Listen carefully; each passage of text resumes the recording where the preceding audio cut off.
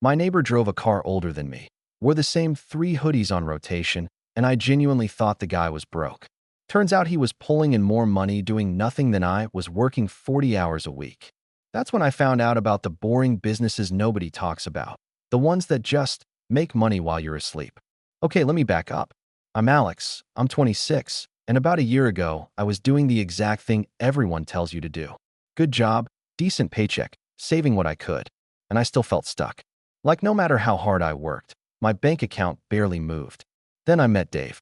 Dave lived 2 doors down.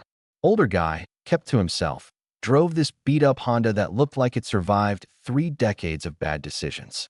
I used to see him leaving the house at like 10 a.m. on a Tuesday, coming back an hour later, no laptop bag, no suit, nothing. No office, no boss, no stress on his face. And meanwhile, I'm out here running on 4 hours of sleep, checking emails at midnight, trying to make rent every single month like it's some kind of survival game. At first, I honestly judged the guy a little. I figured he was living off savings, or maybe just barely scraping by. Turns out I had it backwards. One day I just asked him, straight up, "Dude, what do you even do for work?"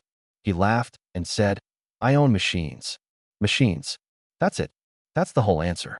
So obviously I had to know more, and what he told me changed how I thought about money completely. Business number 1, vending machines. Dave had 12 of them scattered across gyms, laundromats, and office break rooms around the city. He wasn't standing there refilling snacks every day. He had a route, once a week, maybe 2 hours total. Each machine cost him around $2,000 to buy and stock. Each one nets him somewhere between $50 and $200 a month, depending on the location. 12 machines. Do the math. That's a mortgage payment showing up automatically every single month, without him lifting a finger most days. He told me the trick isn't the machine, it's the location. A machine in a busy gym makes way more than one sitting in some empty office hallway nobody walks through. Business number 2, laundromats. This one blew my mind. No employees needed if you set it up right. People walk in, load the machine, pay, leave. The owner just shows up to collect cash and fix the occasional jam dryer. Dave said a decent laundromat can bring in $3,000 to $5,000 a month, and once it's running, it basically runs itself. Business number 3, ATMs. This one's sneaky. You place a machine inside a bar, a smoke shop, a convenience store. Every withdrawal, you collect a fee. $2-3 a transaction. Doesn't sound like much until you realize some machines process hundreds of withdrawals a month. Dave had 3 of these placed around town. Almost zero maintenance. Just refill the cash and collect the fees. I remember sitting there thinking, wait, why is nobody teaching us this stuff in school? Business number 4, self-storage units. People are terrible at getting rid of their stuff, and that's basically the whole business model. You rent out a unit, they pay monthly, you barely ever see them again.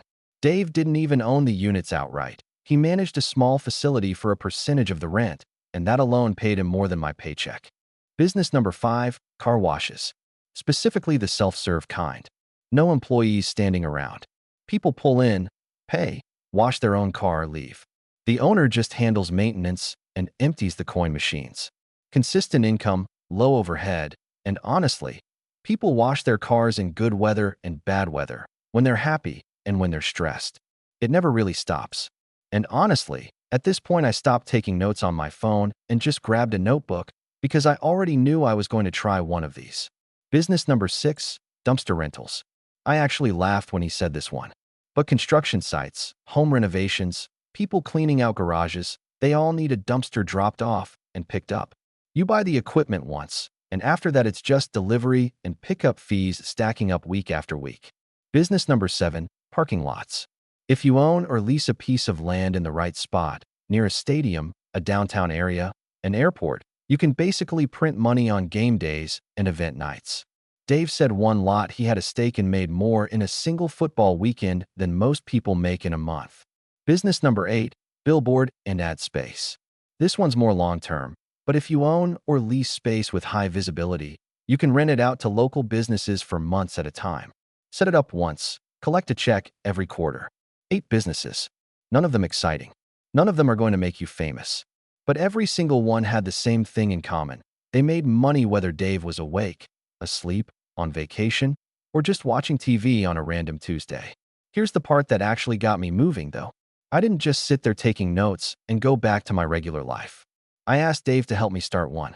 We went with vending machines first because the entry cost was low enough for me to actually afford it. I put in $1,800, bought 2 machines, and placed them in a gym and a mechanic shop near my apartment. First month, I made about $90 total. Not exactly life-changing, and honestly kind of embarrassing when I did the math on my time. But I didn't touch a single dollar of it.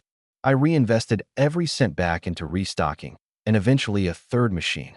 6 months in, those 3 machines were bringing me around $400 a month, completely passive. That's not enough to quit my job, and honestly, that was never the point. The point was proving to myself that money can come in without me trading every single hour of my life for it. I actually pulled up my banking app the other day and just sat there watching that vending machine deposit hit my account while I was sitting on my couch doing absolutely nothing. Didn't answer an email. Didn't clock in anywhere. The money just showed up. That feeling right there is the whole reason I keep going. And that's really the lesson here. You don't need some genius idea or a huge pile of cash to get started. You need something boring, something people actually use every single day, and the patience to let it run while you're doing literally anything else with your time. Dave still drives that same ugly Honda, by the way. Doesn't care one bit what people think when they see him pull up in it. He just knows what's sitting in his bank account at the end of the month, and that's the only opinion that actually matters to him. So if you've been waiting for some sign to stop trading all your time for money, maybe this is it. Start boring. Start small. Let it run in the background while you live your life. If this got you thinking, do me a favor, hit like, share it with someone who needs to hear this, and follow along if you want more stories like this one.